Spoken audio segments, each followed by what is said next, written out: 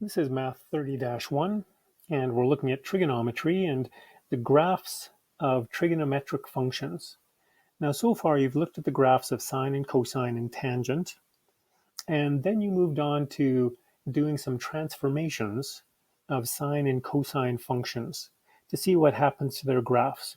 Now, the lesson we're going to get into today looks at combining all those different possible transformations together and making use of that understanding that we have about transformations that we learned earlier in the course and applying it to both sine and cosine functions. We won't be applying that to tangent functions. Tangent's not the focus of our transformation section here.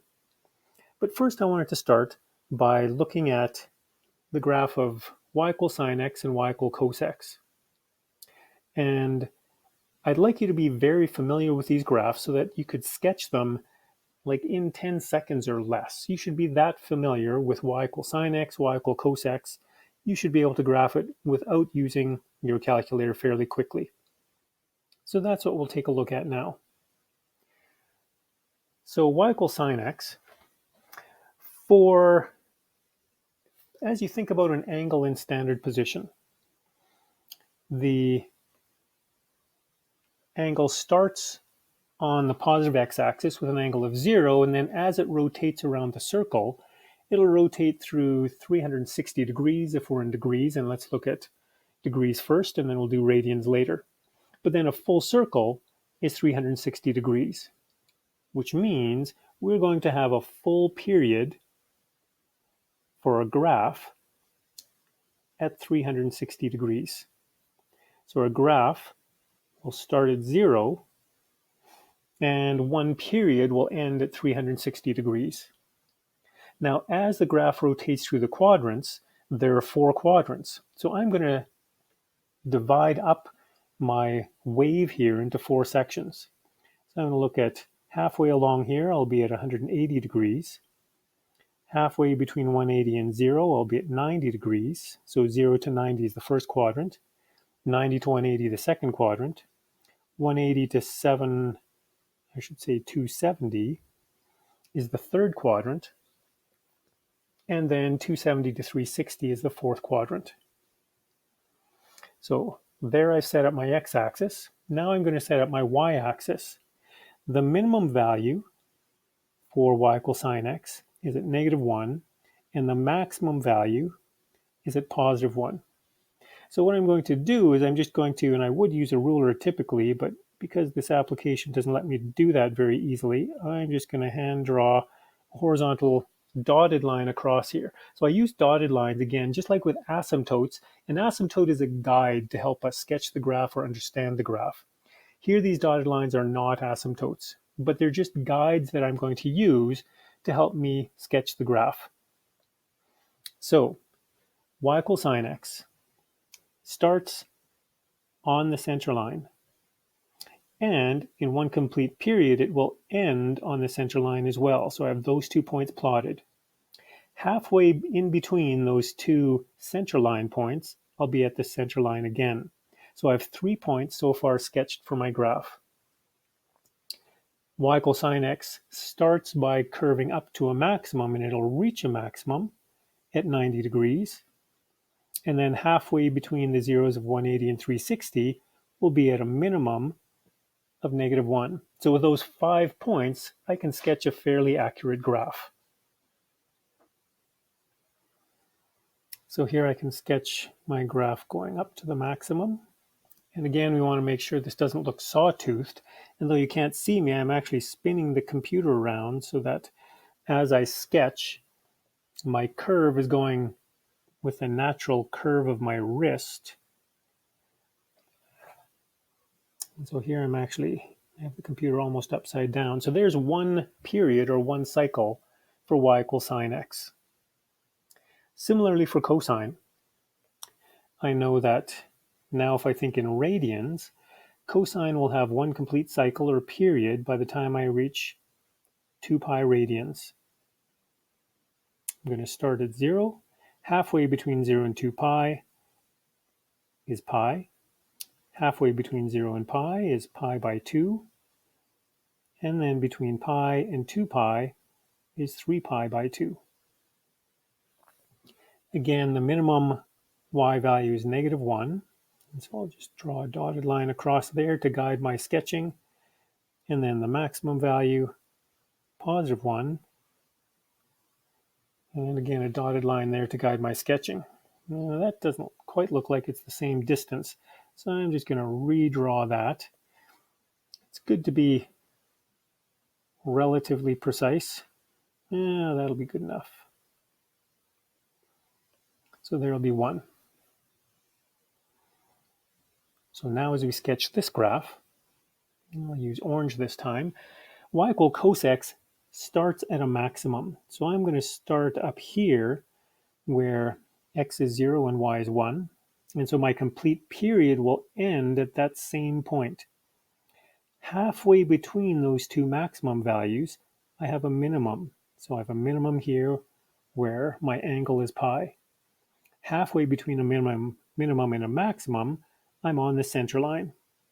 So there again, I have 5 points to use for sketching my graph. So I'm going to, again, I'm kind of twisting my paper if I was using paper, but this is a computer, so kind of twisting the paper as I sketch each of these parts, so I get a smooth curve that's not going to be sawtoothed at all. Now here we have to be really careful, especially at the endpoints of this curve, because sometimes what happens is as we get to the endpoint, we get a little bit lazy. But at the endpoint here, we need to make sure that this graph is curving up to horizontal as though it was going to continue down on the other side. Similarly here, this needs to curl up to horizontal as though it was going to continue down on the other side. Even if we're stopping drawing, we want to make sure that the graph doesn't look like it's going to go up forever. So make it look like it's reaching a maximum there. Okay, so I took more than 10 seconds to sketch those, but with practice, you should be able to do it really quickly. That's going to make it easier for you to do sketches of transformations. Okay, in the lesson notes that you had, I asked you to do the warm-up question. So here we get into the notes. Our measures of success, you can see the answer to the warm-up question, but I'll explain that in a moment. Our measures of success. We want to be able to sketch the graph of a transformation of a sine function or a transformation of a cosine function with or without technology. So here I said without technology. With technology is easy, so the without technology is where we'll put more of our effort in this lesson. And we want to be able to describe the characteristics of these graphs, including domain, range, intercepts, amplitude, period, median or center line, and we need to be able to work in both degrees and in radians. So let's look at this warm-up question. Hopefully you ended up with a graph that looks like my graph here. But let's go through what my process would be for a question like this. Now, back when we did our transformations unit, what we often did was we looked at mapping. So we picked some of the key points and then we did mapping to find out where that would move to. I'm going to do it slightly differently because with trigonometry, it can be more efficient rather than mapping every single point for us to look at more conceptually what's happening with the transformation. So let me illustrate my process here. As I start looking at this point over here, so I'm going to start by looking at that point on the right side. And what I've listed first here are the stretches, both vertically and horizontally. So again, vertically, this 1/2 means we're stretched vertically by a factor of 1/2. This 2, remember, because it's grouped with the x, does the opposite. So the x values aren't multiplied by 2, they're multiplied by 1/2. So we have that factor of 1/2. So from this point again that we started with, my x value needs to be half as big, which is 4. My y value also half as big, so that'll be at 2. So that point, just from the stretches, will be mapped to here. As I look at other points, Picking this point, make my x value half as big and my y value half as big, takes me to there. As I look at this point, x is half as big, y is half as big, takes me there. Now, just so I don't get confused, I do have some dots there. I'm going to switch to x's. So I'm going to say these x's are the result after the transformation. As I look at this, half of x, half of y takes me to there. This half of x, half of y takes me to there. And then this left-hand point, half of x, half of y, takes me to there. So this will be freehand drawn, but hopefully you will have used a ruler. As I connect these points, I'll get the shape of my graph. And as you look at this orange graph as I'm drawing it, it's exactly the same shape as the blue graph we're ending up with. Because what's happening now is we're taking each point and we're looking at our translation. So here we see it's 3 to the left, and this plus 5, if I took it to the other side, I'd see more clearly that that's going to be 5 units down. So if I take this point and I go 5 down and 3 to the left, I end up with this point. And I'll do that with every point. 5 down, 3 to the left takes me there. And so that's how we get our blue graph to finish off with. Now, also before this video, I asked you to complete the Construct Your Understanding activity on page 530. If you didn't complete that, you should pause the video now before going on and complete those activities from your workbook.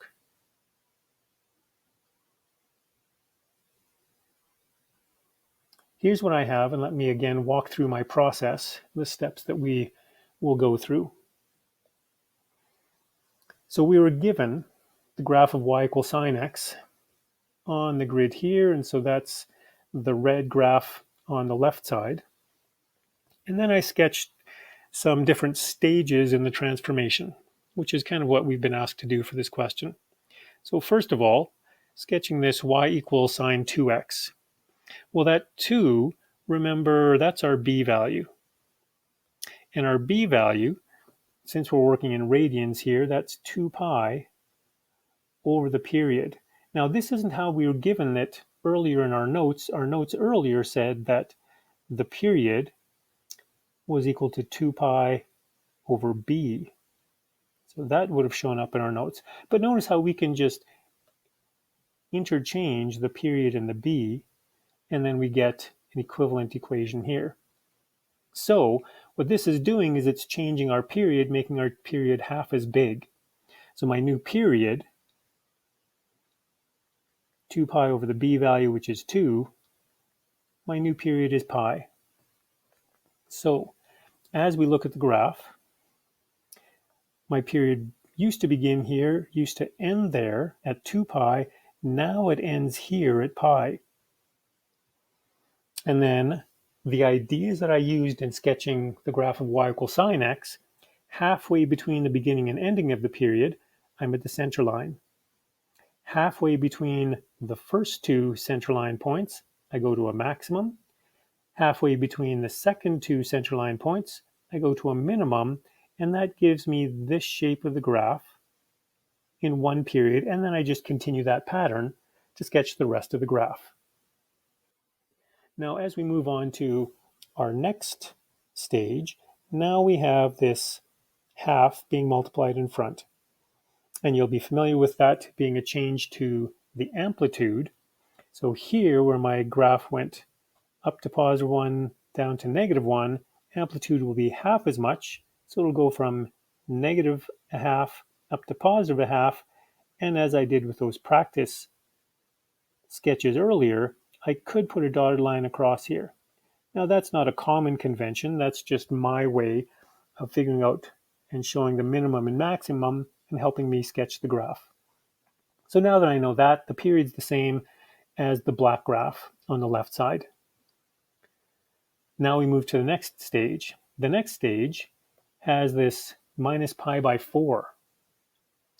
So this is grouped with the x, so this is a horizontal translation, and it'll be pi by 4 units to the right.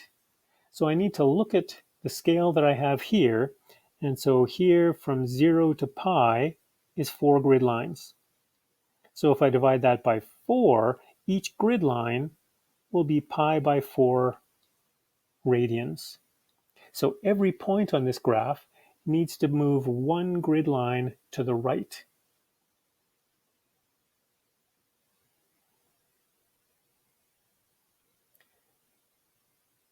Now, the next graph that I have underneath here shows that one grid line to the right, but it also is including this minus 3 at the end. So I'm taking this center line, which was at 0, and I'm moving it down 3 units. Now here we have to be careful that we're going down 3 units, not necessarily 3 grid lines. So we need to look at the scale on the y-axis. So again, if we look back at this point at the origin, it needs to move one grid line to the right. So that brings us to this point here. This maximum, as we showed before, went one grid line to the right. And so that takes us to this point here. And then we have all the different pieces. We have the change in amplitude. We have the change in period. We have the vertical translation down and the horizontal translation to the right. Let's look at summarizing some of the characteristics of the graphs in the table that follows. So again, this was still part of that check your understanding question.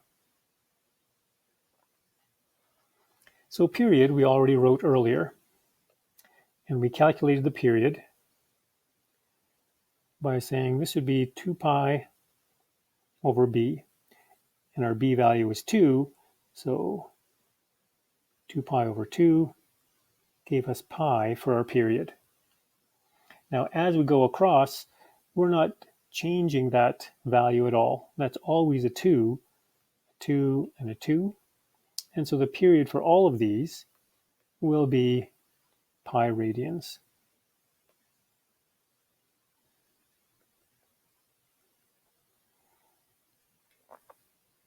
As we look at the amplitude.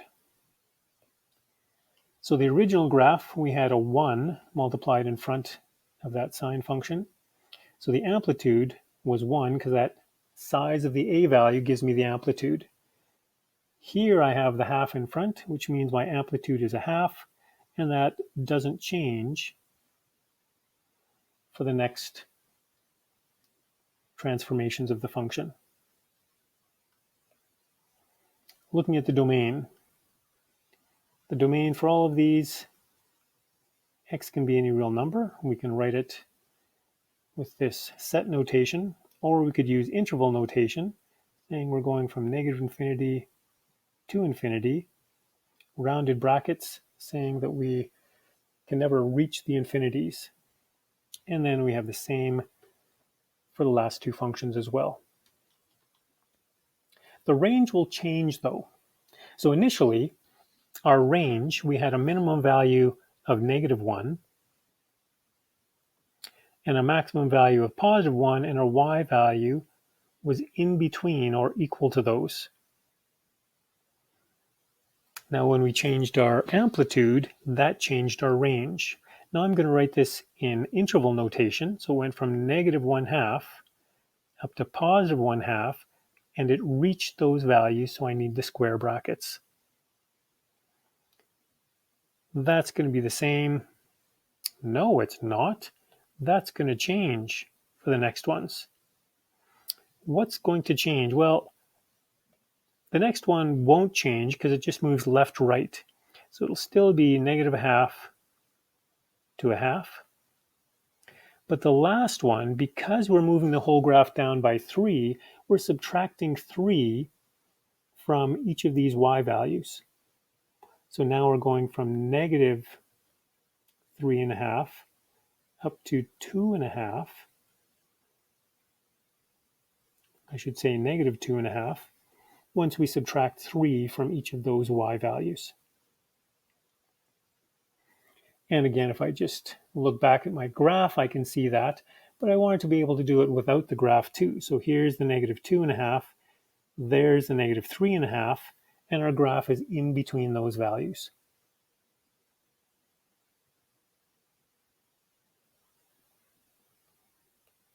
Looking at the phase shift.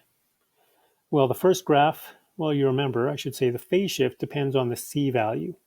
So we're looking at the C value. There is no C value here, or for the second one. It's the third one where we have the phase shift. Phase shift is looking at horizontal translation. And we saw that it was pi by 4 units to the right. I could include right here, but if I don't say anything, then I'm assuming that this is positive, and that positive gives me the direction to the right. Final one, same idea, is pi by 4 units for our phase shift. Finally, as we look at the zeros, our original function had x-intercepts, and I'm not going to list, will I list them all out? I guess I could do it in general form. That's going to be easiest if I look at the graph. So let's look at the graph for the original function. I guess with the 2, there I have a 0 and a 0 and a 0. So I start at 0, and then the distance between these is pi by 2. So here I'm going to say for y equals sine 2x, I'm going to be at pi by 2 times something. Now the notes that you used often used n. I'm going to use k.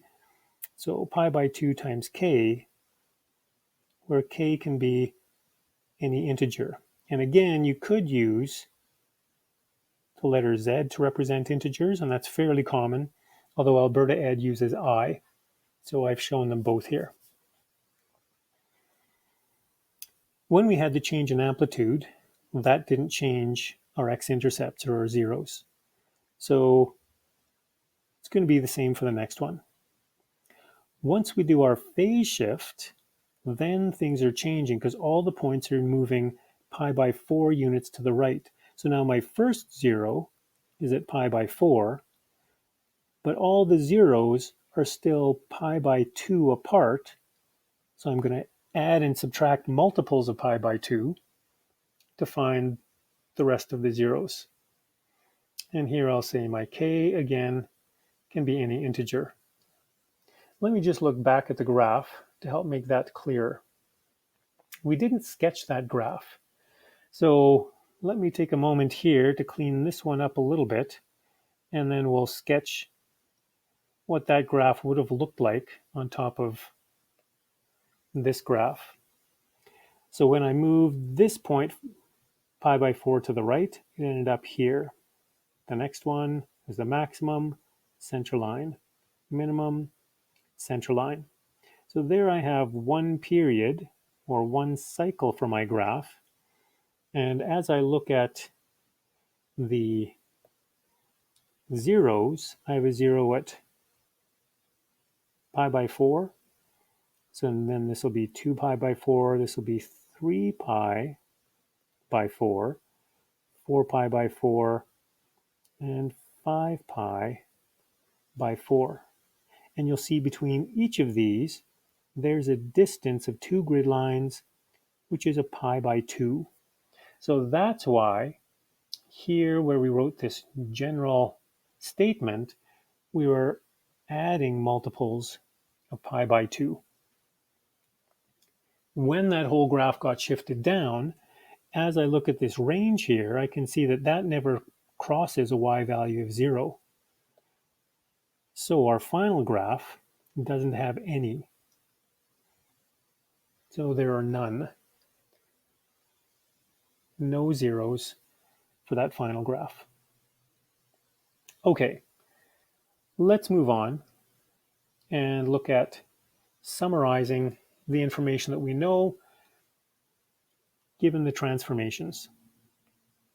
So we know that this function will be reflected in the x-axis if our a value is less than 0. So if the a value is negative, it's a reflection in the x-axis.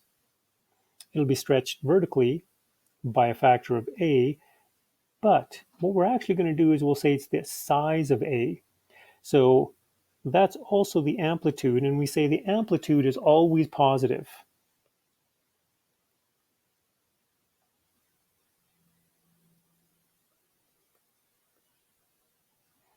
And so we'll take the absolute value. If it turns out to be a negative A value, that just tells us that we had a reflection. Next, it's reflected in the y-axis if our B value is less than 0. Now, for this chapter, this will be unimportant for us.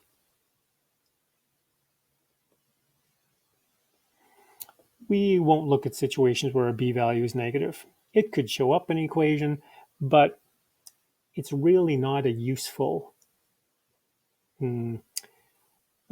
tool to make our B value negative if we're creating an equation, or if we're given a graph and we're trying to figure out the equation. A negative B value just makes it more confusing, and we can avoid that. The negative A value, we could avoid that as well, but sometimes it's going to be easier to write an equation if we consider a negative A value. We'll see that when we get there. We would say that the graph is stretched horizontally by a factor of 1 over B, but again, we want the absolute value, or just the size of that B.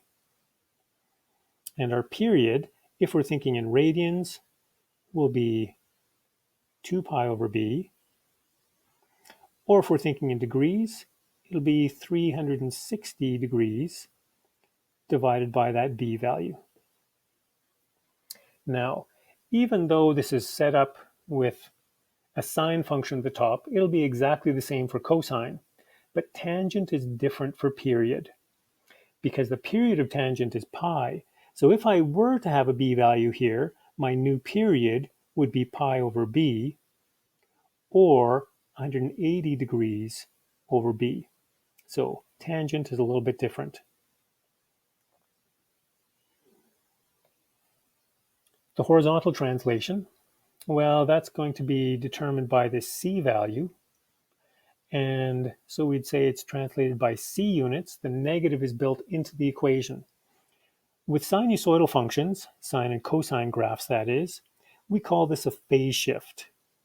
So the C will be a phase shift as well as a horizontal translation. And then finally, we have the number that is added at the end here. That will be our vertical translation, or our vertical displacement.